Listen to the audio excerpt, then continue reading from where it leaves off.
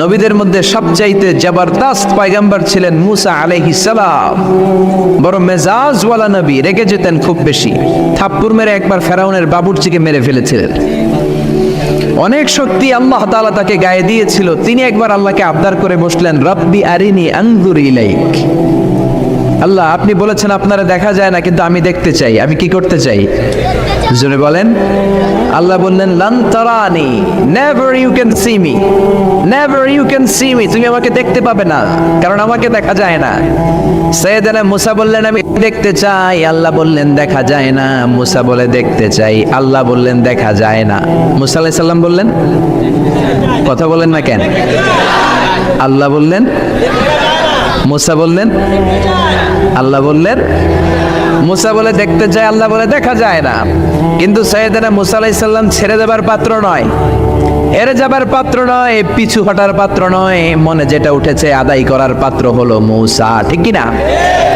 উনি বললেন, রব্বি আরিনি আনজুর ইলাইক। আল্লাহ, আপনি আমারে দেখা দেন, আমি দেখতে চাই। আল্লাহ বললেন, লান তারানি, never you can see me. ওরে মুসা, এই বায়না ধরো না, আমারে তো দেখা যায় না। এই পৃথিবীর চামড়ার চক্ষু দিয়ে আমাকে দেখা যাবে না। মুসা বললেন, আমি দেখেই ছাড়ব। আল্লাহও বুঝাতে পারেন না, মুসাও ছাড়েন না। অবশেষে নবীর আবদার রব্বুল আলামিন শুনতে রাজি হলেন। আল্লাহ বললেন, মুসা, আগামীকাল অমুক সময়ে গোসল করে ওযু করে তুর পাহাড়ে চলে আসবা। তুমি যখন দেখতেই চাও, আগামীকাল তুর পাহাড়ে চলে এসো। সাইয়েদনা মুসা আলাইহিস সালাম তুর পাহাড়ে চলে এসেছেন, কারণ ওনার ফিলিংস আমাদের ফিলিংস একরকম নয়। আমরা কি আল্লাহর কথা শুনি? জোরে বলেন।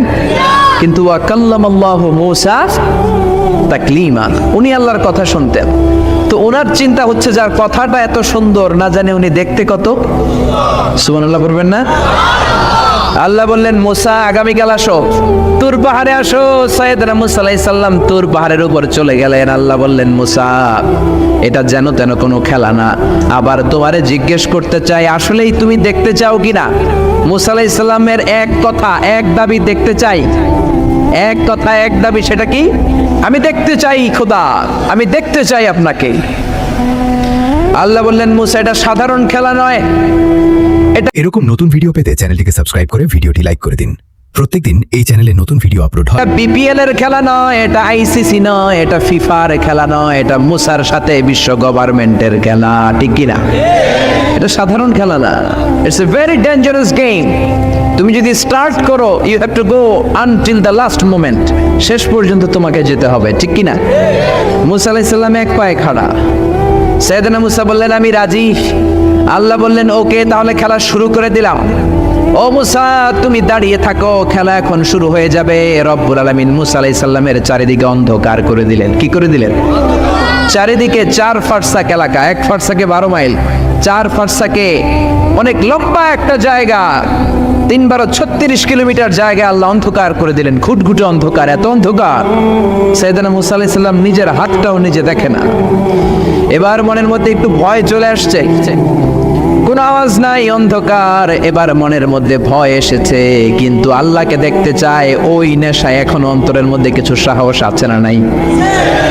সাহস নিয়ে দাঁড়িয়ে আছেন। এবার আল্লাহ চারিদিকে আলোকিত করে দিলেন। এবার বললেন, মুসা, আরো কিছু কাজ আছে। তোমার চারদিকে 4 ফারসাক এরিয়ার মধ্যে কোনো প্রাণী থাকতে পারবে না। কোনো মশা থাকবে না, মাছি থাকবে না, ইঁদুর থাকবে না, ব্যাঙ থাকবে না, পাখি থাকবে না। সবগুলো পশু আর প্রাণীকে বললেন, আল্লাহ বললেন, তোমরা বাইরে চলে যাও, বাউন্ডারির বাইরে চলে যাও। বাংলাদেশের সাথে ইন্ডিয়ার খেলা, আপনারা দর্শক মাঠে ঢুকতে পারবেন? বলেন, ঢুকলে খেলা হবে? খেলাটা হবে। আল্লাহ বললেন, সবাই বাইরে চলে যাও। সব বাইরে চলে গেল। এবার আল্লাহ বললেন, মুসা, তোমার 2 কাঁধের মধ্যে 2 ফেরেশতা আছে না নাই? কিরামান, তাদেরকেও বাইরে পাঠানোর দরকার আছে না নাই? আল্লাহ বললেন, তোমরাও 4 দিক থেকে বাউন্ডারি দেয়া এরিয়ার বাইরে তোমরা চলে যাও। এবার রব্বুল আলামিন বললেন, আল্লাহর স্পেশাল সিকিউরিটি ফোর্স ফেরেশতাকে তোমরা 4 দিকে বাউন্ডারি দাও।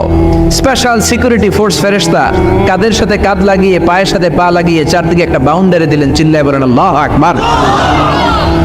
এবার সাইয়েদনা জিব্রাইলকে আল্লাহ বললেন, ও জিব্রাইল, তুমিও ঢোকার চেষ্টা করো না, তুমিও বাইরে চলে যাও। সুবহানাল্লাহ। সাইয়েদনা জিব্রাইল বলে, আল্লাহ, আমাকে তৈরির পর থেকে, আমাকে রূহ দেওয়ার পর থেকে আজ পর্যন্ত তোমারে আমি দেখি নাই। সিদরাতুল মুনতাহা হলো আমার লাস্ট বর্ডার। ওই বর্ডারে কান লাগিয়ে তুমি যা বলো শুনি, ওই কথাগুলো নবীদের কাছে পৌঁছে দেই, এটাই আমার ডিউটি। আজ পর্যন্ত আমিও তোমারে দেখি নাই, তোমার নূর এখনো দর্শন লাভ করি নাই, আমিও দেখতে চাই। আমার ভাই মুসার সাথে আমাকেও দেখতে দাও। আল্লাহ বললেন no, no, this game is between Musa and me. এটা মুসার সাথে আমার খেলা, তোমার তো খেলা নাই, ঠিক কি না? জিব্রাইল তুমিও বাইরে চলে যাও। সাইয়েদনা জিব্রাইলও বাইরে চলে গেলেন। এবার একেবারে গ্রাউন্ড রেডি, স্টেডিয়াম রেডি। এবার খেলা হবে। খেলা কি হবে? জোরে বলেন কি হবে? মুসা আলাইহিস সালাম আর বিশ্ব গভর্নমেন্ট, আল্লাহর সাথে খেলা। আল্লাহ বললেন মুসা তুমি উপরের দিকে তাকাও। সাইয়েদনা মুসা আলাইহিস সালাম উপরের দিকে তাকালেন, দেখলেন প্রথম আকাশ দেখা যায়, তারপরে দ্বিতীয় আকাশ, তৃতীয় আকাশ, সব দেখতে আরম্ভ করলেন। প্রথম আকাশ, এটা বিশাল একটা area, it's a big space, we can't imagine. এটা কত বড় আমরা কল্পনাও করতে পারি না, বিশাল। হাতি, সূরাতুল ফিল আছে না নাই? সবচেয়ে ছোট্ট সাইজের প্রাণী পিঁপড়া, পিঁপড়ার নামে সূরা আছে না নাই? সূরাতু আন-নামাল। এরপর মাকড়সার 8 পা, মাকড়সার নামে আছে না নাই? সূরাতু আল-আনকাবুত। মৌমাছি, মৌমাছির নামে আছে না নাই? সূরাতু আন-নাহাল।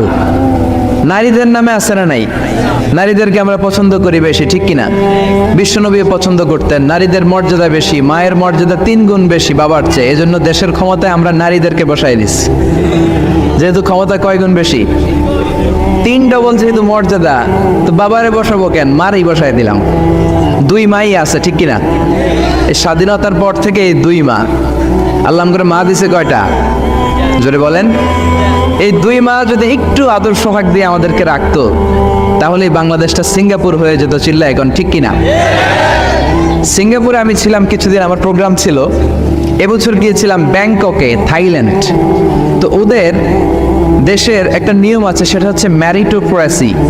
দেশের সব নিয়োগগুলো মেরিটের ভিত্তিতে হবে, যোগ্যতার ভিত্তিতে। চাচা খালুর টেলিফোনে নয়। কিন্তু আমাদের দেশে মামা খালুর ফোনে চাকরি আছে না নাই? সিঙ্গাপুরে নাই। এই সিঙ্গাপুরটা গোটা বিশ্বে পরিচিত ছিল জেলেপাড়া হিসেবে। জেলেপাড়া মাছ ধরতো, কি ধরতো? যেই এলাকাটা মাছ ধরে খেত, এই এলাকাটা এখন গোটা বিশ্বের উন্নত ডেভেলপড কান্ট্রি, দ্য ফার্স্ট ওয়ার্ল্ডের একটা অন্যতম দেশ। চিল্লায় বলেন ঠিক কিনা? গোটা বিশ্বের মানুষগুলো ট্যুরিজমের জন্য সেখানে যায়। চমৎকার চমৎকার ট্যুরিস্ট অ্যাট্রাকশন তারা সেখানে করে রেখেছে। ওদের ছোট্ট একটা দেশ, একটা শহর নিয়ে একটা দেশ। আমাদের এতগুলো জেলা, 64টা জেলা, ওদের এতগুলো জেলা নাই, একটা মাত্র জেলা। ওই জেলার নামেই শহর, জেলাটার নাম সিঙ্গাপুর। মূলত এটা এসেছে ইন্ডিয়ান শব্দ সিংহপুর থেকে। আগে ওখানে সিংহ থাকতো, সিংহপুর থেকে সিঙ্গাপুর। যেহেতু জায়গা কম, সেহেতু তারা 3টা সিঙ্গাপুর বানিয়েছে, উপরে একটা, মাটির নিচে আরো 2টা। আপনি মাটির নিচে গেলে অবাক হয়ে যাবেন, মাটির নিচে আরো 2 সিঙ্গাপুর। সব ট্রেনগুলো, সব গাড়িগুলো মাটির নিচ দিয়ে চলে, উপরেও কিছু আছে। তো বাংলাদেশে এরকম হতে পারতো যদি আমরা ভালো ভালো নেতা পেতাম। জোরে বলেন ঠিক কিনা? আমরা স্বাধীনতা পেয়েছি, কিন্তু স্বাধীনতার মজা আমরা পাই নাই। 71-এ আমাদের উপর জুলুম করেছে পাক হানাদার বাহিনী, আর 71-এর পর আমাদের উপর জুলুম করছে আমাদের ভোট দেয়া নেতারাই। চিল্লায় বলেন ঠিক কিনা? এজন্য নেতা বানানোর সময় বুঝে শুনে বানানোর দরকার আছে না নাই? যারা কোরআন পছন্দ করে, ইসলাম পছন্দ করে, আমরা তাদের সাথে আছি না নাই? আপনি কোরআন নিয়ে যদি রিসার্চ করেন অবাক হয়ে যাবেন। মানুষের নামে আল্লাহ সূরা দিলেন, প্রাণীর নামে সূরা দিলেন, চাঁদের নামে সূরা দিলেন, সূর্যের নামে সূরা দিলেন। কি অবাক করা কাণ্ড! দেশগুলো হচ্ছে 30 ভাগ আর সাগর হচ্ছে 70 ভাগ। চিল্লায় বলেন আল্লাহু আকবার। তার মানে এই পৃথিবীর তুলনায় কত ছোট্ট একটা জায়গায় এই সূর্যপুরে আমরা বসে আছি। কত নগণ্য আমি, কত ক্ষুদ্র আমি, কত ছোট্ট আমি, ঠিক কিনা? এই পৃথিবীটা হচ্ছে আমাদের সৌরজগতের অনেকগুলো গ্রহের মধ্যে থেকে ছোট্ট সাইজের একটা গ্রহ। এই যে সূর্যের আলো আমরা প্রতিদিন পাই, যেটার আলো প্রায় 8 মিনিট 20 সেকেন্ড ব্যয় করে আমাদের দিকে আসে, সেকেন্ডে 1,86,000 মাইল বেগে। এই সূর্যটা এত বিশাল পৃথিবীর চাইতে 13 লক্ষ গুণ বড়। আরো আসতে বলেন সুবহানাল্লাহ। সূর্যই কি পৃথিবীর সবচাইতে বড় সাইজের তারা? নো, সূর্যের চেয়েও অনেক বড় তারা আছে। ব্যাটেলজিউস নামে একটা তারা আছে, যেই তারাটা, যে সূর্য পৃথিবীর চেয়ে 13 লক্ষ গুণ বড়, ওই ব্যাটেলজিউস তারা সূর্যের চেয়ে 33 কোটি গুণ বড়। তার মানে এই না ব্যাটেলজিউসই পৃথিবীর সবচেয়ে বড় তারা। সূর্যের পরে পৃথিবীর সবচেয়ে কাছের তারার নাম হচ্ছে প্রক্সিমা সেন্টরাই, তারপরে আলফা সেন্টরাই এ, আলফা সেন্টরাই বি, এটা ক্যারিনা, ব্যাটেলজিউস, এরকম করতে করতে এক একটা তারা বিশাল বড়। এই সবগুলো তারা মিলে আমাদের গ্যালাক্সি। আমাদের গ্যালাক্সিতে অনেকগুলো তারা। আমাদের গ্যালাক্সির নাম হচ্ছে মিল্কি ওয়ে। এর মানে এই নয় মহাবিশ্বে মাত্র একটা গ্যালাক্সি। বিজ্ঞানীদের ধারণা প্রথম আকাশের নিচে প্রায় 400 বিলিয়ন গ্যালাক্সি রয়েছে। চিল্লায় পড়েন আল্লাহু আকবার।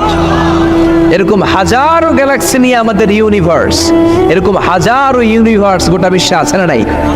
এই সবগুলোকে প্রথম আসমানের নিচে রেখে আসমানটাকে সুশোভিত করেছে কে? সাইয়েদনা মুসা আলাইহিস সালাম প্রথম আসমানের দিকে তাকালেন, ওনার চোখের পাওয়ার বাড়িয়ে দিল কে? উনি এই গ্যালাক্সি দেখতে আরম্ভ করলেন, ব্ল্যাক হোল দেখতে আরম্ভ করলেন, ইউনিভার্স গুলো দেখতে আরম্ভ করলেন, ডিফারেন্ট ল অফ নেচার নিয়ে যত ইউনিভার্স আছে তিনি দেখলেন। তারপরে দ্বিতীয় আকাশ, একটার চাইতে আরেকটা বড়, একটার চেয়ে আরেকটা বড়। আমরা কিন্তু প্রথম আকাশ দেখি না। নাসার বিজ্ঞানীরা আজীবন গবেষণা করেও প্রথম আকাশের নাগালে যেতে পারবে না। তারা যেখানে যায় এটা হচ্ছে প্রথম আকাশের মহাশূন্য। এটা কি? প্রথম আকাশের মহাশূন্য, তারপরে প্রথম আকাশ, তারপরে দ্বিতীয় আকাশের মহাশূন্য, তারপরে দ্বিতীয় আকাশ, তারপরে তৃতীয় আকাশের মহাশূন্য, তারপর তৃতীয় আকাশ। একটার চাইতে আরেকটা বড়। কত বড়? বিশ্বনবী বললেন তোমার হাতের আংটিটা, কোনটা? আংটিটা যদি সাহারা মরুভূমিতে ফেলে দাও, তাহলে সাহারা মরুভূমির তুলনায় তোমার আংটি যত ছোট, আল্লাহর দ্বিতীয় আকাশের তুলনায় আল্লাহর প্রথম আকাশটা ঠিক তত ছোট। এভাবে তৃতীয় আকাশ আরো বড়, চতুর্থ আকাশ আরো বড়। সাইয়েদনা মুসা আলাইহিস সালাম দেখলেন 7 আকাশ দেখলেন। তারপরে তিনি দেখলেন সিদরাতুল মুনতাহা দেখা যায়, সেখান থেকে দেখলেন 4টা ঝর্ণা, 4টা নদী, 2টা জান্নাতে ঢুকেছে, 2টা নদী সিদরাতুল মুনতাহা থেকে দুনিয়ায় এসেছে। একটা নদীর নাম হলো মিশরের নীল নদী, আরেকটা হলো ইরাকের দজলা নদী। সুবহানাল্লাহ। তারপরে নজর করে তাকালেন, সেখানে দেখলেন তিনি কোরআনের বাড়ি দেখা যায়। বাল হুয়া কুরআনুম মাজিদুন ফি লাওহিম মাহফুজ। নাম শুনেছেন? লাওহে মাহফুজ কার বাড়ি? কোরআনের বাড়ি। লাওহে মাহফুজ কার বাড়ি? নজর করে দেখে কোরআনের বাড়ি দেখা যায়। সাইয়েদনা মুসা আলাইহিস সালামের চোখের পাওয়ারকে বাড়িয়ে দিয়েছে কে? ওনার চোখের মেকানিজম, মেগাপিক্সেলকে প্রখর করে দিয়েছে কে? তারপরে নজর করে দেখলেন বাইতুল মামুর দেখা যায়, যেই বাইতুল মামুর হলো ফেরেশতাদের কিবলা। আমরা হাজে গেলে, উমরায় গেলে আল্লাহর ঘরকে সেন্টারে রেখে চারদিকে তাওয়াফ করি, লাব্বাইক আল্লাহুম্মা লাব্বাইক বলে আল্লাহরে ডাকি। ফেরেশতারা এই কাবার চারদিকে তাওয়াফ করে না, তাদের জন্য আরেকটা ঘর, আল্লাহর বানানো আরেকটা ঘর 7 আকাশের উপর আছে না নেই? সেটার নাম হচ্ছে আল বাইতুল মামুর। সব ফেরেশতারা সেখানে তাওয়াফ করে, একবার করে ঢুকে 70,000 জন। একবার যারা ঢুকার চান্স পায় কিয়ামত পর্যন্ত দ্বিতীয়বার চান্স তার কপালে জুটবে না। কোন সুবহানাল্লাহ। তারপরে তিনি নজর করে দেখলেন আরশ দেখা যায়, কুরসি দেখা যায়। তারপরে নজর করে সাইয়েদনা মুসা আলাইহিস সালাম দেখলেন আল্লাহর 70,000 নূরের পর্দা দেখা যায়। 70,000 নূরের পর্দা দেখা যায়। সেখান থেকে আল্লাহ গায়বী আওয়াজ দিয়ে বললেন, মুসা লাস্ট ডেস্টিনেশনে চলে এসেছো, একেবারে ফাইনাল গেট। এই গেটের পরে আর ফিরে যাওয়ার কোনো জায়গা নাই। শেষবারের মতো জিজ্ঞেস করি, খেলা কি চলবে নাকি থামিয়ে দেব? সাইয়েদনা মুসা বলে চলবে। সাইয়েদনা মুসা বললেন কি চলবে? কি সাহস ওনার, কি শক্তি ওনার, কি মেধা ওনার, কি কিউরিসিটি ওনার, কি অদম্য আগ্রহ ওনার। উনি বললেন খেলা চলবে। এত দূর এসেছি, পিছনে ফিরে তাকানোর মানুষ আমি নই, ঠিক কি না? আল্লাহ বললেন মুসা তাহলে ঠিক আছে, খেলা শুরু হয়ে যাবে, একটু শক্ত হয়ে দাঁড়াও। সুবহানাল্লাহ পড়েন। এই প্রথম আল্লাহ তার নূরের তাজাল্লির ফোকাস পৃথিবীতে ঠেলে দিবেন, এর আগে পড়ে নাই। আল্লাহু আকবার। সাইয়েদনা মুসা আলাইহিস সালাম শক্ত হয়ে দাঁড়ালেন। ফালাম্মা তাজাল্লা রাব্বুহু জাআলাহু দাক্কা ওয়া খাররা মুসা সাইকা। ফালাম্মা তাজাল্লা রাব্বুহু লিল জাবাল, আল্লাহ বললেন মুসা তবে একটা কথা শুনে রাখো, এত দুর্বল করে তোমাদের বানিয়েছি। ওয়া খুলিকাল ইনসানু দাঈফা, মানুষ কি সবল নাকি দুর্বল? সবল না দুর্বল? দুইবার পাতলা পায়খানা হইলে চেহারার দিকে আর তাকানো যায় না, ঠিক কিনা? আজকের জান্নাতুন নাইম এপ্রিল বিশ্ব সুন্দরী, 20 বছর পরে বিশ্ব পেতনিও না, ঠিক কিনা? অসুস্থ হলে মানুষ দুর্বল হয়ে যায়, বিপদ আসলে মানুষ কাবু হয়ে যায়, বয়সের ভারে মানুষের চামড়াগুলো ঝুলে যায়। মানুষ কি সবল নাকি দুর্বল? জোরে বলেন, সবল নাকি দুর্বল? সে আল্লাহ বললেন গোলাম চাইতে হবে শুধু আমার কাছে। সব নবীরা এইভাবে দোয়া করেছেন। সাইয়েদনা ঈসা আলাইহিস সালাম দোয়া করেছেন, আল্লাহ আপনার কাছে আমি দোয়া করি আমারে আপনি শেষ নবী বানায়া দেন। কোন নবী? জোরে বলেন, এটা কি সম্ভব? কারণ শেষ নবী একজন আছে না নাই? কি নাম? সবাই বলেন কি নাম? মুহাম্মদ সাল্লাল্লাহু। আল্লাহ বললেন না না, উল্টা পাল্টা আবদার করো না, ওই নবুয়তি দিয়ে দেয়া হয়েছে। ঈসা বললেন ওকে, আমি পড়েছি ইনজিলের মধ্যে ওই নবীর উম্মতদের এত মর্যাদা, বনি ইসরায়েলের অনেক নবীর চাইতে নাকি উম্মতে মুহাম্মাদের মর্যাদা অনেক বেশি হবে। আল্লাহ শেষ নবী আমাকে বানালেন না, ওকে, কিন্তু আমার উম্মতকে ওই উম্মত বানান। আল্লাহ বলেন নো, ওইটাও দেয়া হয়ে গেছে, পাবে কে? বিশ্বনবী পাবে। বিশ্বনবীর উম্মত আমরা হলাম উম্মতে মুহাম্মাদি। আমাদের মধ্য থেকে যারা আলেম হবে, হক্কানি আবেদ হবে, আল্লাহর ওলি হবে, বনি ইসরায়েলের অনেক নবীদের চাইতেও তাদের মর্যাদা বেশি হয়ে যাবে। সুবহানাল্লাহ। এবার উনি চোখের পানি ছেড়ে দিলেন। আল্লাহ দোয়া করলাম আমার শেষ নবী বানালেন না, দোয়া করলাম আখিরি উম্মত আমারে দেন, আমারে দিলেন না। এবার আমি দোয়া করি, এই দোয়া কিন্তু ফেলতে পারবেন না। আল্লাহ বললেন করো করো। সাইয়েদনা ঈসা বললেন আল্লাহ তাহলে আপনি আমাকে এই পৃথিবীর মধ্যে ওই নবীর উম্মত করে আরেকবার দুনিয়াতে পাঠানো লাগবে। সুবহানাল্লাহ। কবুল করে নিল কে? পৃথিবীতে একজন নবী এখনো মরে নাই, কি নাম? ঈসা আলাইহিস সালাম। উনি আসবেন ইমাম মাহাদির 7 বছর যখন হবে, তার গভর্নিং 7 বছর চলে যাওয়ার পরে আসবেন। ঈসা আলাইহিস সালাম যখন আসবেন, এসে দাজ্জালকে, অ্যান্টি ক্রাইস্টকে নিজ হাতে হত্যা করবেন। চিল্লায় বলেন ঠিক কি না? এটা ছিল ঈসা নবীর দোয়া। এবার বিশ্ব নবী কোন দোয়া করেছেন জানার দরকার আছে না নেই? বিশ্বনবী বলেন লিকুল্লি নবীন দাওয়াতুন মুস্তাজাবা, প্রত্যেক নবীর জন্য একটা করে দাওয়া মুস্তাজাবা আছে। আলেম যারা আছেন তারা বুঝবেন, দাওয়া মুস্তাজাবা মানে এমন দোয়া যেটা কবুল হয়ে যায়। দোয়া করলেই, কথা বলেন, দোয়া করলেই কবুল। এরকম দোয়া রব্বুল আলামিন সব নবীকে একটা একটা করে দিয়েছেন। ওই দোয়াটা করলেই সেকেন্ডের মধ্যেই কবুল করে দেয় কে? সব নবী ওই দোয়া দুনিয়াতেই করে ফেলেছে। বিশ্বনবী বললেন লিকুল্লি নবীন দাওয়া মুস্তাজাবা, সব নবীর জন্য একটা স্পেশাল দোয়া আছে, দাও বিহা, যেই দোয়াটা নবীরা দুনিয়াতেই করে ফেলেছে। ওয়া ইন্নী আখতাবিউ দাওয়াতি শাফাআতান লি উম্মতি ইয়াউমাল কিয়ামাহ। আল্লাহু আকবার। আর আমি আমার দাওয়া মুস্তাজাবা স্পেশাল দোয়াটা এখনো করি নাই, আমার দোয়াটা এখনো আমি জমিয়ে রেখেছি। কিয়ামতের কঠিন ময়দানে আমার উম্মত যখন বিপদে পড়ে যাবে, আমার উম্মতের জান্নাতে যাওয়ার ব্যাপারে ঝামেলা লেগে যাবে, আল্লাহর অনুমতি ক্রমে শাফাত করে করে আমি আমার উম্মতদেরকে জান্নাতে ঢুকিয়ে দেব। তখন আমি ওই দোয়াটা করব। বিশ্বনবী সেজদায় পড়ে থাকবেন কিয়ামতের ময়দানে, সব নবীরাও বলবে ইয়া নাফসি ইয়া নাফসি। কেউ যখন আল্লাহর কাছে যেতে পারবে না, সবাই মিলে বিশ্বনবীর কাছে যাওয়ার পরে বিশ্বনবী তখনও মাথা তুলবেন না। বিশ্বনবী কপাল ঠুকে কেঁদে কেঁদে বলবেন রব্বি হাবলি উম্মতি, ও আল্লাহ আমার উম্মতকে আপনি মাফ করে দেন। সুবহানাল্লাহ। আল্লাহ বলবেন নবী ইরফা রাসাক, মাথা উঠান, সাল তুতা, আজকে যা চাইবেন তাই দিব, ইশফা তুশাফা, যারাই শাফাত করবেন আমার অনুমতি ক্রমে কবুল করে নিব। সুবহানাল্লাহ। বিশ্বনবী চাইলে ওই দোয়াটা দুনিয়াতেই করতে পারতেন অন্য নবীদের মতো, ঠিক কিনা? অন্য নবীরা যেমনি নিজেদের প্রয়োজনে ওই দোয়াটা দুনিয়াতেই করেছে, আমার নবীকে ওই রকম করেছে নাকি? তার মানে আমার নবীর আমাদের জন্য মায়া বেশি না কম? আমার জন্য রেখে দিয়েছেন ওই দোয়াটা, আপনার জন্য রেখে দিয়েছেন দোয়াটা, আমাদের জন্য দোয়াটা রেখে দিয়েছেন। আমরা যখন কিয়ামতের ময়দানে বিপদে পড়ে যাব, বিশ্বনবী দোয়া করে করে আমাদেরকে জান্নাতে ঢুকিয়ে দিবেন, ঠিক কিনা? বিশ্বনবী দুনিয়াতে কম আঘাত সহ্য করেন নাই। যেই লোকটার বাইরের চামড়া থেকে রগ দেখা যেত, রগের ভেতর দিয়ে যে রক্তগুলো দৌড়াদৌড়ি করে সেটাও দেখা যেত। সুবহানাল্লাহ। পৃথিবী এত সুন্দর মানুষ দেখে নাই। ওই লোকটাকে পাথর মেরে মেরে তায়েফের ময়দানে রক্তাক্ত করা হয়েছে 3 বার। আমি দেখে এসেছি এবার জায়গাটা। একবার আহত হলেন, আবার উঠলেন, আবার পাহাড়ের কাছে গেলেন, আবার মারা হলো, আবার পাহাড়ের ওই পাশে গেলেন, আবার মারা হলো। 3 বার পাথর মারা হলো।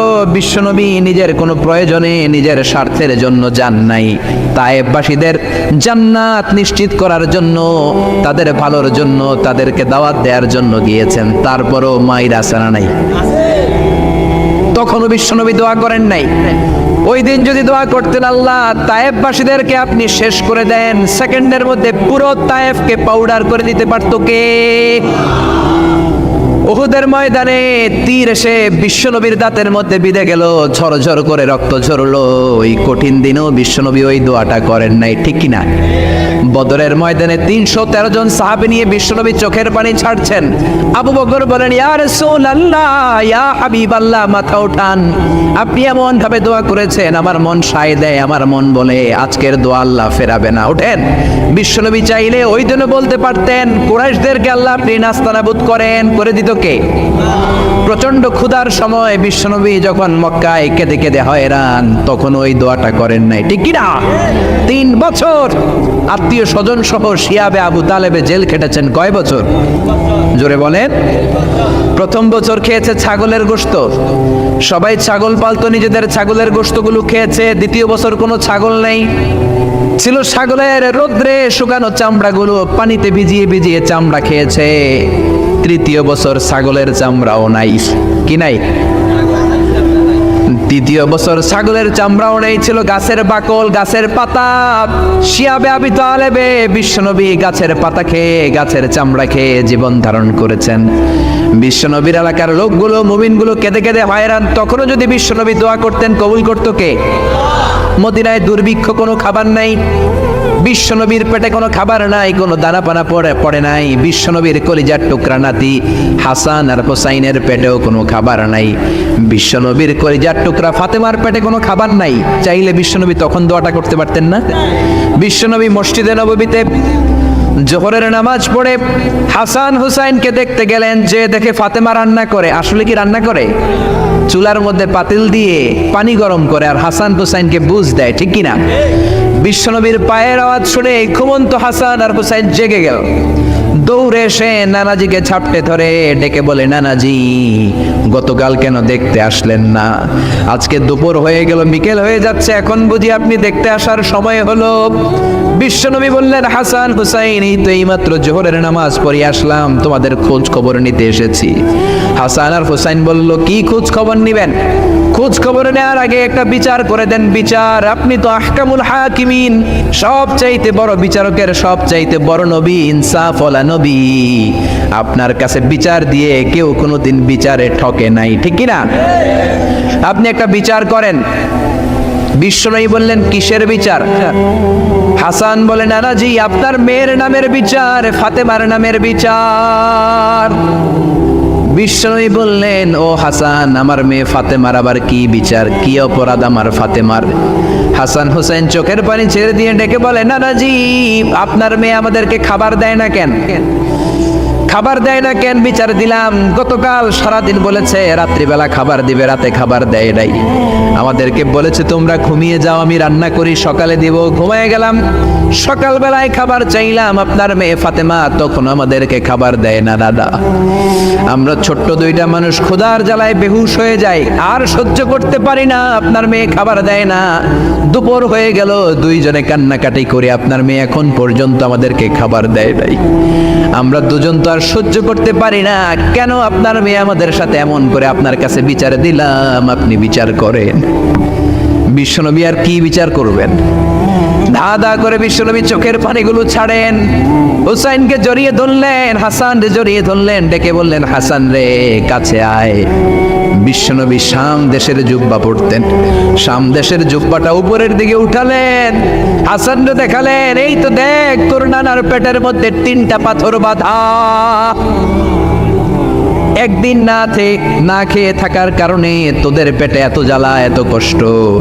আমি বিশ্বনবীর পেটে গত 3 দিন যাবত কোনো দানা পানি পড়ে নাই।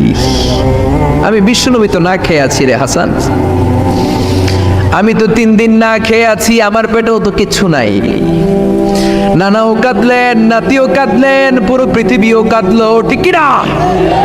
ওই কঠিন ক্ষুধার দিন, ওই কঠিন দুর্ভিক্ষের দিন বিশ্বনবী যদি তার স্পেশাল দোয়াটা করতেন, জান্নাত থেকে জিব্রাইলকে দিয়ে খাবারের বস্তা পাঠিয়ে দিত কে? ওই দিনও বিশ্বনবী দোয়াটা করে নাই। আমার জন্য, আপনার জন্য, আমাদের জন্য দোয়াটা এখনো আসরা নাই। হাজার ব্যথা বেদনার পরে ফিরে আসনি তুমি আপন ঘরে, দিনের আলো তুমি ছড়িয়ে দিতে চলে গেলে মদিনায় মক্কা ছেড়ে। এ রাসূল তোমাকে ভুলি আমি কেমন করে, এ রাসূল তোমাকে ভুলি আমি কেমন করে। খেয়ে না খেয়ে দিন প্রচারের কাজে নিজেকে দিয়েছ বিলিয়ে, তাই ফের কাফিরেরা চিনল না সে আলো। দুষ্ট ছেলেদের পিছু দিল লেলিয়ে, পাথরের আঘাতে ক্ষত বিক্ষত হয়ে সারা শরীর থেকে রক্ত ঝরে। এ রাসূল তোমাকে ভুলি আমি কেমন করে, এ রাসূল তোমাকে ভুলি আমি কেমন করে। পড়েন আল্লাহু আকবার। কি দিল দরিয়া নবী ছিল, নিজের বিপদের কথা ভুলে গিয়ে, নাতির বিপদের কথা ভুলে গিয়ে, ফ্যামিলির কথা ভুলে গিয়ে উম্মতের জন্য কেঁদেছে, ঠিক কি না? গোটা বিশ্বের জন্য শিক্ষা এনেছে, সভ্যতা এনেছে, আমাদেরকে ভদ্রতা শিখিয়েছে। আর ওই নবীরে গালি দেয় এরকম কিছু ব্লগার বাংলার জমিনে আছে না নাই? তারা মানুষ নাকি শয়তান? এগুলো পিতৃ পরিচয়হীন জারদ সন্তান, জোরে বলেন ঠিক কিনা? 2 জায়গায় কেউ যদি আমাদেরকে ইনসাল্ট করে আমরা সহ্য করতে পারি না। এক হচ্ছে কোরআন, কোরআনকে নিয়ে গালি দিলে আমাদের কলিজায় আগুন আসে না নাই? বিশ্বনবীরে গালি দিলে কলিজায় আগুন ধরে যায়, যদি না ধরে যায় তুমি মুমিন নও, তুমি মুনাফিক। চিল্লা এখন ঠিক কিনা? বিশ্বনবীরে গালি দিলে কলিজায় আগুন লাগে, কলিজায় আগুন লাগে মুসলমান। কার কার লাগে তো হাত উঁচু করে আল্লাহর দেখা। লিল্লাহে তাকবীর, লিল্লাহে তাকবীর, লিল্লাহে তাকবীর। আল্লাহ আমাদের হাতগুলোকে কবুল করে নেক, আমরা পড়ি আমিন। আর জোরে পড়েন আমিন। এজন্য বিশ্বনবীর সুন্নাহ আমাদের আসল সম্বল। বিশ্বনবী যে শিক্ষা আমাদের কাছে রেখে গিয়েছেন সেটাই সম্বল, ঠিক কিনা? বিশ্বনবীর আগের গুনাহ মাফ, পরের গুনাহ মাফ, তারপরেও তিনি আল্লাহর কাছে যখন দোয়া করতেন ছোট্ট বাচ্চার মতো হাউ মাউ করে কেঁদে দোয়া করতেন। আমরা করি? আমাদের কান্না আসেই না। এত পাষাণ আমাদের হৃদয়, এত আধুনিকতার মধ্য দিয়ে আমরা সময় কাটাচ্ছি। সোশ্যাল মিডিয়ার ভেতরে আমাদের এত সময় দেয়া হয়। এই সোশ্যাল মিডিয়া আমাদেরকে ঘুমাতে দেয় না, আমাদেরকে স্বাভাবিকভাবে চলতে দেয় না, আমাদের অন্তরটাকে নরম হতে দেয় না, ঠিক কি না? আমাদের কান্না আসে না, আমাদের হৃদয় পাষাণ হয়ে গেছে, আমাদের হৃদয় নরম হয় না। অন্যের দুঃখে আমরা দুঃখ পাই না, অন্যের দুঃখে যারা দুঃখ পায় না তারা মানুষ হতে পারে না, ঠিক কি না? ছাগলের পেট থেকে বেরোলে ওইটারে আমরা বলি ছাগল, গরুর পেট থেকে বেরোলে আমরা ডাকি গরু, মুরগির পেট থেকে বেরোলেই সেটা মুরগি হয়ে যায়। কিন্তু মানুষের পেট থেকে বেরোলে সেটা মানুষ হয় না, ওইটারে মানুষ বানাতে হয়, ঠিক কি না? এই দুনিয়া এখন তো আর সেই দুনিয়া নাই, মানুষ নামের মানুষ আছে দুনিয়া বোঝায়। সেই মানুষের ভিড়ে আমার আসল মানুষ নাই, ঠিক কিনা? আসল মানুষের বড় অভাব, অন্যের দুঃখে কাঁদবে, অন্যের জ্বালা নিজের অন্তরেও জ্বালার সৃষ্টি করবে, সেই মানুষ আর নাই, ঠিক কিনা? বিশ্বনবীর আগের গুনাহও নাই, পরের গুনাহও নাই, তারপরেও মুনাজাতে হাউমাউ করে কাঁদতেন। তিনি দোয়ায় বলতেন, আল্লাহ ইন্নী আব্দু কবনু আব্দি কবনু আমাতিক নাসিয়াতি বিয়াদিক। ও আল্লাহ, আমি আপনার গোলাম, গোলামের ঘরের গোলাম, বান্দির ঘরের গোলাম। আল্লাহ আমি আপনার গোলাম, গোলামের ঘরের গোলাম, মানে আমার বাপ আব্দুল্লাহ আপনার গোলাম, আমরা গোলাম বংশের। সুবহানাল্লাহ। গোটা বিশ্বের শ্রেষ্ঠ মানুষটা নিজের গোলাম বলতে দ্বিধাবোধ করতো না, বলতো আমি আপনার গোলাম, গোলামের ঘরের গোলাম, বান্দির ঘরের গোলাম, নাসিয়াতি বিয়াদি, আমার মাথার চুলের ঝুঁটি আপনার হাতের মুঠোয়, আমার চুলের ঝুঁটি আপনার হাতের মুঠোয়, গোলামের মতো যেখানেই টানবেন আমি ওখানেই যাব। আল্লাহু আকবার। এই ছিল বিশ্বনবীর বিনয়। নিজেকে গোলাম বলতে স্বাচ্ছন্দ্য বোধ করতেন, কোনোদিন জীবনে অহংকার করেন নাই। কোনোদিন বিশ্বনবী কারো সাথে মুসাফা করতে যে নিজে আগে হাত টানেন নাই, যতক্ষণ না ওই লোকটা তার হাত টেনে নিয়েছে। সুবহানাল্লাহ। আর বিশ্বনবীর হাত ছিল আলিয়ানু মিনাদ দিবাজ, বিশ্বনবীর হাত ছিল রেশমের কাপড়ের চেয়েও নরম। সিল্ক চিনেন? সিল্ক, সিল্কের কাপড়ের চেয়ে বিশ্বনবীর হাত ছিল নরম। এই নরম হাত মুসাফার মধ্যে যে একবার পাইতো কেউ ছাড়তে চাইতো না, ধরেই রাখতে। আর বিশ্বনবী নরম হৃদয়ের নবী, কেউ যদি না ছাড়ে বিশ্বনবীও ছাড়তেন না। সুবহানাল্লাহ। ওই নবী মোনাজাতে কাঁদতেন। এজন্য ভাইরা এই কথা বললেন না আল্লাহ আমার দোয়া শোনে না, আপনি দোয়ার মতো দোয়া করেন নাই, এজন্য শোনে নাই, ঠিক কি না? দোয়া কবুল হওয়ার রহস্য হচ্ছে চোখের পানি। বিশ্বনবী বললেন, দুইটা চোখের পানি আল্লাহর কাছে সব চাইতে সেরা। এক হলো জিহাদের ময়দানে রক্তের ফোঁটা, দ্বিতীয় হলো আল্লাহর ভয়ে মোনাজাতের মধ্যে চোখ থেকে বেয়ে বেয়ে পড়া পানির ফোঁটা। আবার বিশ্বনবী বললেন, অনুশোচনার চোখের পানি চোখ দিয়ে নাকের ডগা বেয়ে বেয়ে জমিনে পড়ার আগে ওই দোয়াটা কবুল করে নেয় কে? এজন্য চাওয়ার সময় নিজের ছোট করেন, বলবেন আল্লাহ আমি আপনার গোলাম, গোলামের ঘরের গোলাম, বান্দির ঘরের গোলাম, আমার চাইতে ক্ষুদ্র ছোট কেউ নাই, এমন কোন গুনাহ নাই আমি করি নাই, তুমি ছাড়া আমারে পার করার কেউ নাই, ঠিক কি না? এরকম দোয়ার মধ্যে নিজেরে ছোট করে দেন, আপনার দোয়া কবুল করবে কে? এজন্য সব সময় চাইবে একজনের কাছে, তিনি কে? একদল আছে বা এক শ্রেণীর লোক আছে, রোগে যখন পড়ে তখন আল্লাহরে ডাকে, রোগ ভালো হয়ে যায় আল্লাহরে ভুলে যায়, আছে না নাই? নির্বাচনের আগে আল্লাহরে ডাকে, নির্বাচন শেষ আল্লাহরে ভুলে যায়, আছে না নাই? সমস্যায় পড়েছে আল্লাহরে ডাকে, সমস্যা নাই আল্লাহরে ভুলে যায়, আছে না নাই? এমন করা যাবে না, সব সময় ডাকবেন। তবে রব্বুল আলামিন বলেন স্পেশাল কিছু সময় আছে, ওই সময়ে দোয়া করলে দোয়া কবুল করে নেয় কে? তাহাজ্জুদের সময়। এই স্পেশাল দু একটা সময়ের কথা বলে আমরা দোয়া করব। দোয়া না নিয়ে আজকে কে কে চলে যাবেন? হাত তুলে দেখান তো। থাকবেন সবাই? দোয়া করে যাবেন? অল্প 2-1 মিনিট কথা বলে আমি এখন দোয়ার দিকে যাব। ওয়াদা করেছেন বসে থাকবেন। ওয়াদার খেলাফ করা কি মুমিনের আলামত না মুনাফিকের? আমরা একসাথে দোয়া করে আজকে এখান থেকে বিদায় নিব। পড়েন ইনশাআল্লাহ। তাহাজ্জুদের সময় দোয়া করবেন, ওয়া মিনাল লাইলি ফাতাহাজ্জাদ বিহি নাফিলাতান লাকা আসা আইয়াবআসাকা রাব্বুকা মাকামাম মাহমুদা। তাহাজ্জুদের নামাজ পড়লে আপনার মর্যাদা বাড়ায় দিবে কে? এখন হুজুর আমরা তো ফজরই পড়ি না, তাহাজ্জুদ কখন পড়বো? তাহাজ্জুদ তো তাদের যারা ফজর পড়ে, ঠিক কি না? ফজরই তো পড়ে না, তাহাজ্জুদ কখন? ফজরের সময় মসজিদের বেহাল দশা। ফজরের সময় যত মসজিদে নামাজ পড়লাম খালি মুরব্বি চাচাদেরকে পাওয়া যায়, ইয়াং ছেলেরা নাই। ফজরের নামাজ মুরব্বীদের জন্য নয়, ফজরের নামাজ তোমাদের মতো ইয়াংস্টার যারা আছো তাদের জন্য, ঠিক কি না? ওয়াদা করো সূর্যপুরের মসজিদগুলোতে যুবকরা যে ফজরের নামাজে মসজিদ ভরে দিবা, রাজি আছো? রাজি আছো যুবকেরা? এই যৌবন বয়সের ইবাদত আল্লাহর কাছে সবচাইতে প্রিয়। খেয়াল করে বোঝার চেষ্টা করো, যুবক বয়সে যদি গভর্নমেন্ট সার্ভিস করো, বার্ধক্যে উপনীত হলে পেনশন আছে না নাই? অনুরূপ ভাবে যুবক বয়সে যদি ইবাদত করো, বার্ধক্য অবস্থায় ইবাদত করতে না পারলেও পেনশনের হিসাবে তোমার আমলনামায় সওয়াব দিয়ে দিবে কে? এজন্য যুবক বয়সের ইবাদত আল্লাহর কাছে প্রিয়। মসজিদ তখন ধরে যখন আর কাজ করার সুযোগ নাই। মসজিদে তখন যায় যখন কেউ চাকরিতে নেয় না, মসজিদে তখন যায় যখন ঘরের কেউ তার সাথে কথা বলতে চায় না, মানে বয়স হয়ে গেছে 70। তখন দাড়ি রাখে যখন শেভ করতে গেলে হয় গাল কাটবে নয় ব্লেড ভাঙবে, ঠিক কিনা? এজন্য যুবক বয়সে মসজিদে যাও, এখন তোমাদের রক্ত গরম, যা চাও তোমরা তাই করতে পারো। যেই মুরব্বী বাবাদের দাড়িগুলো পাকা হয়ে গিয়েছে তারাও তোমাদের মতো ওই বয়সটা পার করে এসেছে, ঠিক কিনা? দুদিনের দুনিয়া, অল্প কয়েকটা বছরের ব্যবধানেই তোমার চুল পাকতে শুরু করবে, তোমার এই রক্ত গরম শরীরটাও ঠান্ডা হয়ে যাবে, তোমার আশেপাশে আর কেউ ঘুরবে না, কেউ তোমারে ডাকবে না, কেউ তোমারে গুনবে না, চিল্লায় বলেন ঠিক কিনা? এজন্য কিয়ামতের দিন বিশ্বনবী বলেন, বনি আদম 5টা প্রশ্নের উত্তর না দিয়ে কেউ পা নাড়াতে পারবে না। এর মধ্যে একটা প্রশ্ন হলো, যৌবন বয়সটা তুমি কেমন কাজে লাগিয়েছো?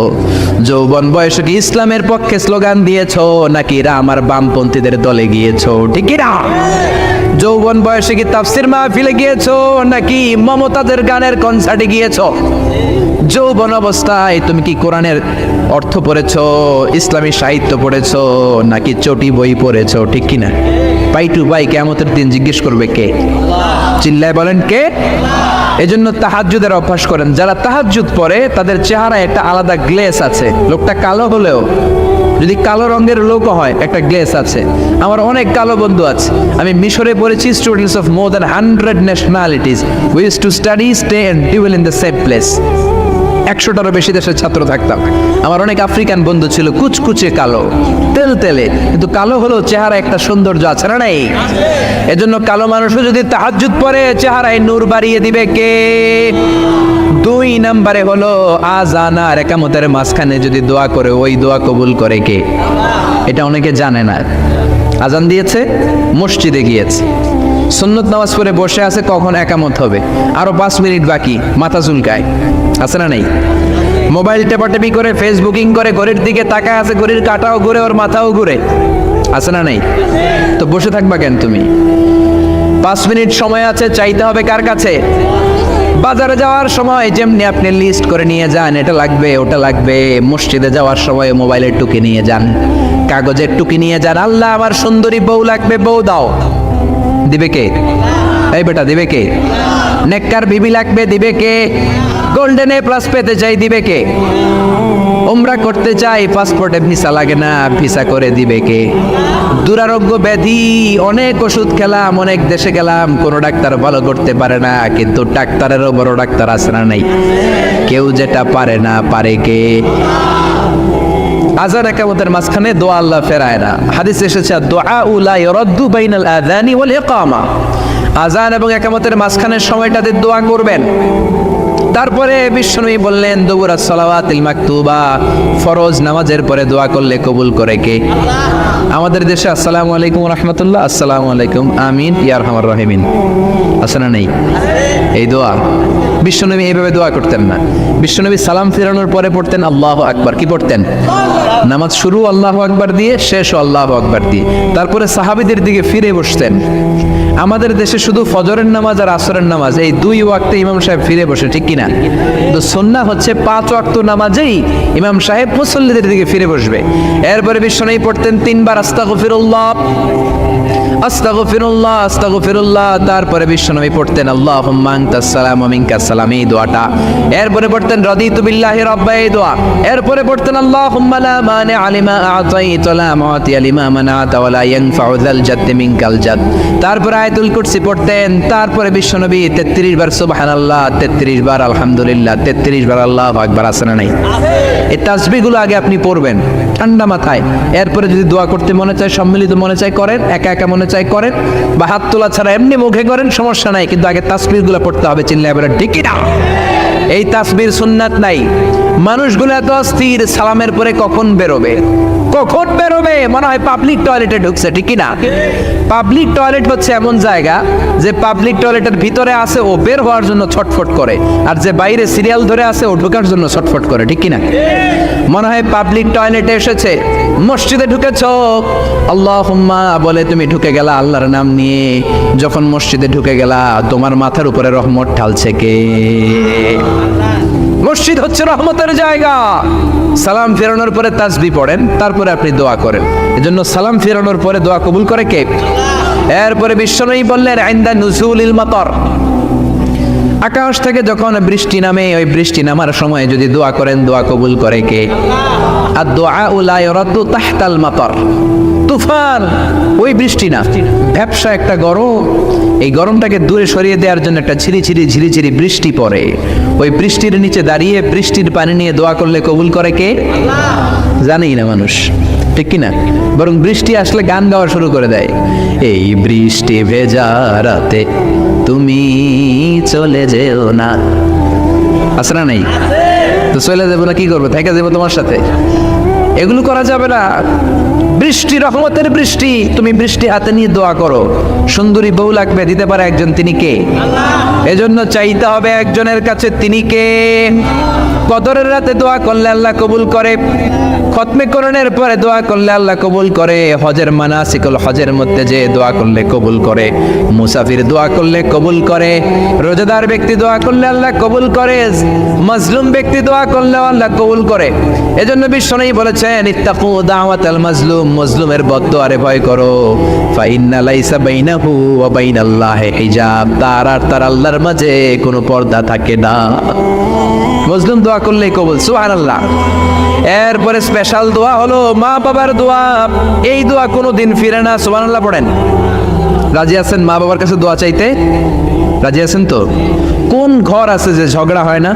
এরকম কোনো ঘর পৃথিবীতে নাই। ঝগড়া হবে, মা বাবার সাথে মিস আন্ডারস্ট্যান্ডিং হবে, হয়ে যেতে পারে দু চার কথা, কিন্তু ক্ষমা চাইতে হবে, ঠিক কিনা? এজন্য আল্লাহর কাছে চাইতে রাজি আছেন তো? সব সময় আমরা একজনের কাছে চাই। আবার এই চাঁদকে বিশ্বনবী দুই ভাগ করেছিলেন, সেটাও কোরআনে আছে না নাই?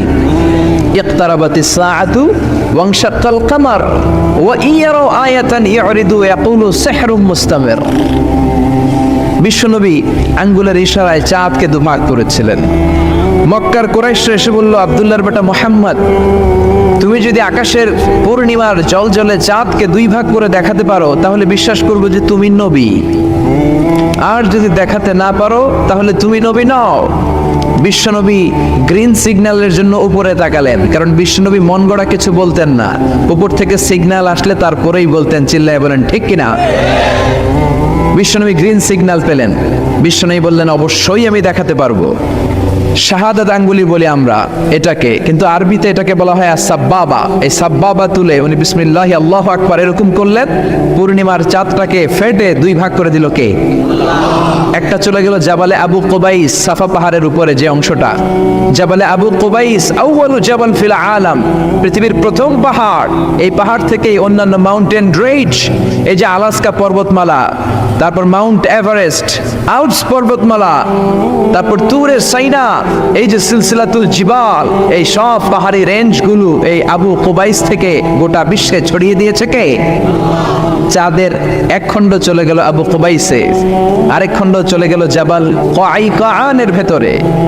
মক্কার লোকেরা দেখে তো অবাক, কি আজীব তামাশা, চাঁদকে দুই ভাগ করে ফেললো, আবার এই চাঁদকে মিলিয়ে দিল। বিশ্বনবীর এই চমৎকার মুআজিজা দেখে হাজার হাজার মক্কার লোকেরা কালিমা পড়ে মুসলমান হয়ে গেল। এই চাঁদের মধ্যে প্রথমে নেমেছিল নীল আর্মস্ট্রং, কি নাম? মহাকাশে যাওয়ার আগে তার আগে কুকুর পাঠিয়েছিল একটা, নাম হচ্ছে কি? লাইকা। লাইকা নামে একটা কুকুর পাঠিয়েছে, যে মরলে আগে কুত্তায় মরুক, আমরা বেঁচে থাকি, ঠিক কিনা? নাসার বিজ্ঞানীরা আগে কুকুর পাঠিয়েছে, পাঠানোর পরে দেখেন না সে বেঁচে থাকে না, কারণ আপনি মাধ্যাকর্ষণ শক্তির বাইরে গেলে ওখানে কোনো বাতাস নাই, ওখানে কোনো আওয়াজ নাই, ওখানে কোনো অক্সিজেন নাই, বাঁচার পরিবেশও নাই। চিল্লায় বলেন ঠিক কিনা? তারপর গেল ভ্যালেন্টিনা তেরেস্কোভা, প্রথম নভোচারী। এদের সাহসের এই ধারাবাহিকতায় 1969-এ অ্যাপোলো 11 নামে একটা স্পেস শাটল দিয়ে নাসার সেই স্টেশন থেকে নীল আর্মস্ট্রং, এডউইন অলড্রিন আর মাইকেল কলিন্স তিন বন্ধু মিলে একটা স্পেস শাটল দিয়ে চলে গেল চাঁদে। চাঁদে তারা নামলো, দীর্ঘ সফর, প্রচন্ড ক্ষুধা, খাওয়ার কিছু নাই, পকেটে ছিল চকলেট, চকলেট তারা খেলো। ইউনাইটেড স্টেটস অফ আমেরিকার পতাকা তারা সেখানে গেড়ে দিল। নীল আর্মস্ট্রং খেয়াল করে দেখে চাঁদের এই মাথা থেকে ওই মাথার মাঝখানটাতে ফাটা। ফাটিয়েছে কে? চিল্লায় বলেন কে? সে পরবর্তীতে পৃথিবীতে এসে বিশ্বনবীর বায়োগ্রাফি পড়ে জানতে পেরেছে এটা বিশ্বনবী আঙ্গুলের ইশারায় ফাটিয়েছিলেন। পড়েন আল্লাহু আকবার। আবার চাঁদের মধ্যে সে একটা মিউজিক শুনতে পেল। কি শুনতে পেল? চমৎকার একটা মিউজিক, কিন্তু পৃথিবীতে এসে কোথাও এই মিউজিক সে পায় না, কোথাও এই মিউজিকের ক্যাসেট অ্যালবাম খুঁজে পায় না। পরে আমেরিকার একটা প্রেয়ার হলের পাশ দিয়ে সে হেঁটে যাচ্ছে, হঠাৎ দেখে ওই মসজিদের ভেতর থেকে ওই মিউজিকটা বাজে যেটা সে চাঁদে শুনেছে। মসজিদে ঢুকে দেখে একজন লোক কানের মধ্যে 2 হাত দিয়ে এই মিউজিকটা বাজায়। আসলে এটা কি মিউজিক না আজান? চিল্লায় বলেন মিউজিক না আজান? সে ভিতরে ঢুকে মুয়াজ্জিনরে বলে, তুমি এত বড় সিঙ্গার, এত বড় মিউজিশিয়ান, তোমার গান, তোমার মিউজিক চাঁদেও বাজে, কি এটা? সে বলল, এটা গান নয়, এটা মিউজিক নয়, এটা হচ্ছে আজান। চিল্লায় বলেন ঠিক কিনা? সে আজানের ধ্বনি আজও আছে না নাই? কিন্তু এক দলের আজানের ধ্বনি ভালো লাগে না, এরকমও আছে না নাই? কোরআন ভাল লাগে না, আছে না নাই? ইসলাম ভাল লাগে না, আছে না নাই? বিশ্বনবীকে গালি দেয়, এরকম আছে না নাই? বিশ্বনবী গোটা বিশ্বকে শিখিয়েছে সভ্যতা, সংস্কৃতি, সিভিলাইজেশন। এই মহান মানুষটিকে যারা গালি দেয় এরা মানুষ নয়, এরা পশু, এরা পিতৃ পরিচয়হীন জারদ সন্তান। চিল্লায় বলেন ঠিক কিনা? আপনি ব্রিটিশ মিউজিয়ামে যদি ঢুকেন দেখবেন সাদা পাথরের ফলকে লেখা, as a father, as a teacher, as a law giver, as a law maker, as a reformer of the society, Muhammad is the superman of the world. চিল্লায় বলেন আল্লাহু আকবার। স্বামী হিসেবে, পিতা হিসেবে, নেতা হিসেবে, সমাজ সংস্কারক হিসেবে মুহাম্মদ হচ্ছে পৃথিবীর একজন সুপারম্যান। এজন্য বিশ্বনবীকে যারা গালি দেয় এরা মানুষের কাতারে পড়তে পারে না। চিল্লায় বলেন ঠিক কিনা? আল্লাহ এদেরকে হেদায়েত দান করুক, আমরা পড়ি আমিন। আর জোরে পড়েন আমিন। আমি সূরাতুল বাকারার 186 নম্বর আয়াত তেলাওয়াত করেছি। আল্লাহ সেখানে বলছেন, ওয়া ইযা সাআলাকা ইবাদি আন্নী ফাইন্নী কারীব। ও নবী, আমার বান্দারা যখন আমার ব্যাপারে জিজ্ঞেস করে যে আমি কোথায়, আপনি বলে দেন ফাইন্নী কারীব, নিশ্চয়ই আমি কাছে। আল্লাহ কি কাছে না দূরে? আল্লাহ যদি তৌফিক এনায়েত করেন শেষ পর্যন্ত এই আয়াতের আলোকে আপনাদের সাথে কি করে আল্লাহকে ডাকতে হয়, কেমন করে প্রার্থনা করতে হয়, কেমন করে মুনাজাত করতে হয়, সে বিষয়ে কিছু কথা শেয়ার করব ইনশাআল্লাহ। সবাই পড়েন ইনশাআল্লাহ। ওয়া ইযা সাআলাকা ইবাদি, যখন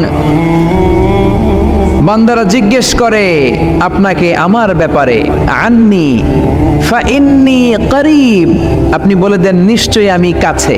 বুঝা গেল আল্লাহ আমাদের কাছে। চিৎকার করে বলেন আল্লাহ কাছে না দূরে? কাছে না দূরে? ওয়া নাহনু আকরাবু ইলাইহি মিন হাবলিল ওয়ারিদ। আল্লাহ বলছেন হাবলুল ওয়ারিদ, তোমার ঘাড়ের যে রগ আছে এই রগের চেয়েও বেশি কাছে। তুমি তোমার যত কাছে তোমার রব তার চাইতেও তোমার বেশি কাছে। ঠিক কি না? এখন এই যে হুজুর আমার কাছে, হুজুরকে দেখা যায় কি যায় না? উনি আমার কাছে, দেখা যায় কি যায় না? আল্লাহ বললেন আমি তোমাদের কাছে, কিন্তু আল্লাহকে কি দেখা যায়? জোরে বলেন। এখন কাছে হলে তো দেখা যাওয়া উচিত ছিল, ঠিক কি না? কিন্তু আল্লাহকে দেখা যায় না। দেখা যায়? কেউ দেখেছেন? পিছনের কেউ দেখেছেন? কেউ আমরা দেখি নাই। লা তুদরিকুল আবসার ওয়া হুয়া ইউদরিকুল আবসার ওয়া হুয়াল লাতীফুল খাবীর। তাকে দেখা যায় না, তাকে ধরা যায় না, তাকে ছোঁয়া যায় না, তাকে না দেখে বিশ্বাস করে নিতে হয়। চিল্লায় বলেন ঠিক কি না? কেমন করে আপনি তাকে দেখবেন? আপনি তো নিজেকেই দেখেন নাই। আপনি কি আপনার নিজেকে দেখেছেন? আচ্ছা বলেন তো, আপনি কি আপনার চোখ দেখেন আয়নার সাহায্য ছাড়া? এই যে আমি এখন বসে আছি, আমি কি আমার চোখ দেখতে পাই আয়না ছাড়া? আপনারা আমার চোখ দেখতে পান, আমি আপনার চোখ দেখতে পাই, কিন্তু আমরা কি আমাদের চোখ দেখতে পাই? আমরা কি আমাদের পিঠ দেখতে পাই? আয়নার সাহায্য ছাড়া কি পিঠ দেখেছেন? আয়নার সাহায্য নিয়েও তো পিঠ দেখা অনেক কঠিন, ঠিক কিনা? তো আপনি নিজেকেই দেখেন নাই ঠিক মতো, আর নিজের স্রষ্টাকে দুনিয়াতে বসেই দেখতে চান, এটা অসম্ভব। পৃথিবীতে বসে আল্লাহকে দেখা যায় না। আল্লাহকে দেখতে হলে জান্নাতে যাওয়ার দরকার আছে না নাই? এজন্য রব্বুল আলামিন বলেন, গোলাম আমারে দেখা যায় না, আমারে না দেখে বিশ্বাস করতে হয়, কিন্তু দেখা না গেলেও আমি কাছে না দূরে। কাছে না দূরে?